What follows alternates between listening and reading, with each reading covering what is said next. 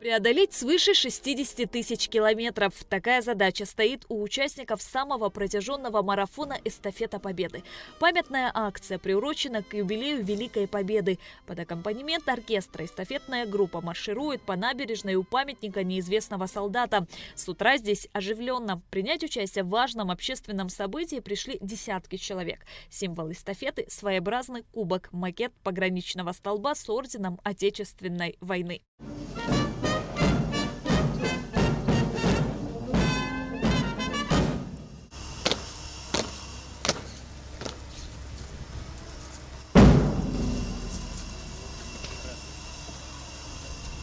Вице-президент Беслан Биквава, премьер-министр Владимир Делба, члены правительства, посол России в Абхазии Михаил Шургалин, представители общественности почтили память погибших в Великой Отечественной войне минутой молчания и возложили цветы к памятнику неизвестному солдату.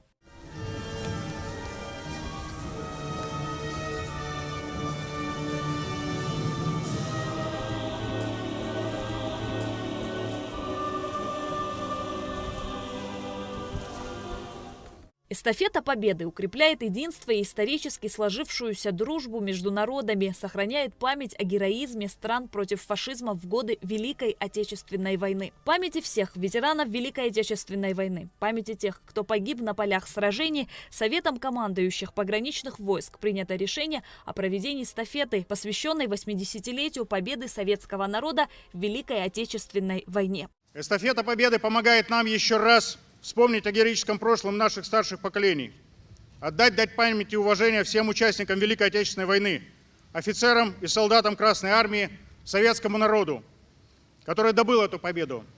Эстафета Победы помогает нам еще раз убедиться в достойном настоящем правопреемников Великой Победы.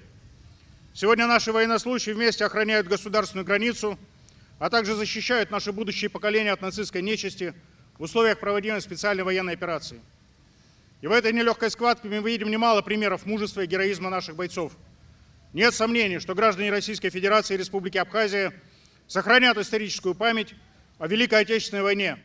1418 дней бессмертного народного подвига, дни пролитой крови и смертей, боли и горечи утрат. Великая Отечественная война – это бесстрашные защитники Брестской крепости, это 900 дней блокадного Ленинграда, это подвиг героев Курской дуги и Кавказского фронта, это штурм Берлина и память всего народа. В наших сердцах и памяти будущих поколений навсегда останутся те скорбные дни и герои, чья жизнь оборвалась по злой воле войны, кто добыл ценою жизни великую победу. Участников акции от имени руководства Абхазии приветствовал вице-президент Беслан Биквава. Это символ памяти, мужества и стойкости наших народов, народов Советского Союза. Она дает возможность молодежи знать про подвиги своих дедов и прадедов. Мы благодарны командованию пограничного управления ФСБ России в Абхазии за организацию этой важной акции.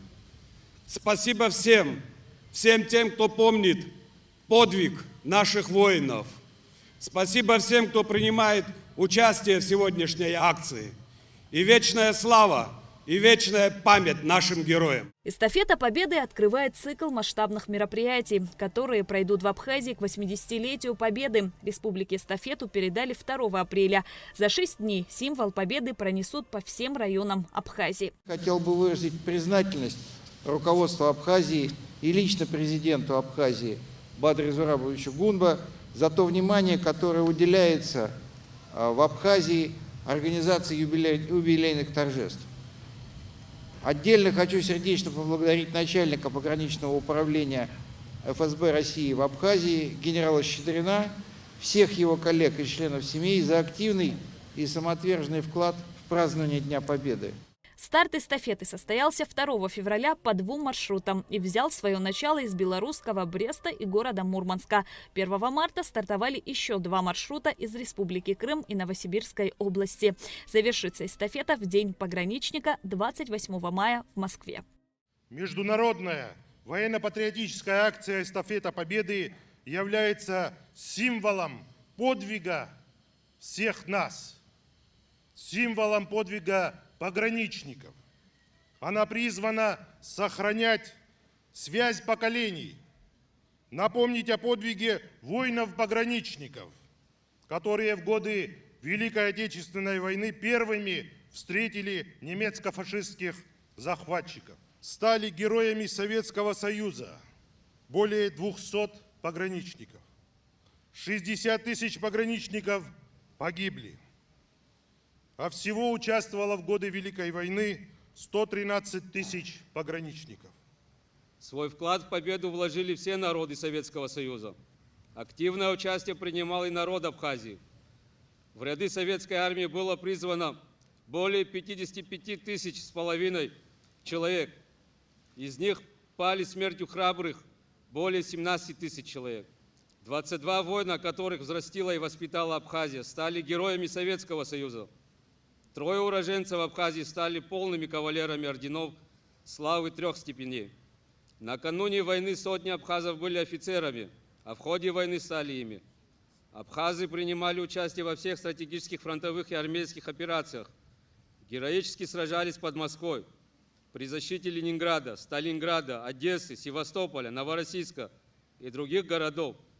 При обороне родного Кавказа, сражения на горных перевалах Абхазии, один из самых кровопролитных эпизодов Великой Отечественной войны, во многом определивший исход битвы за Кавказ.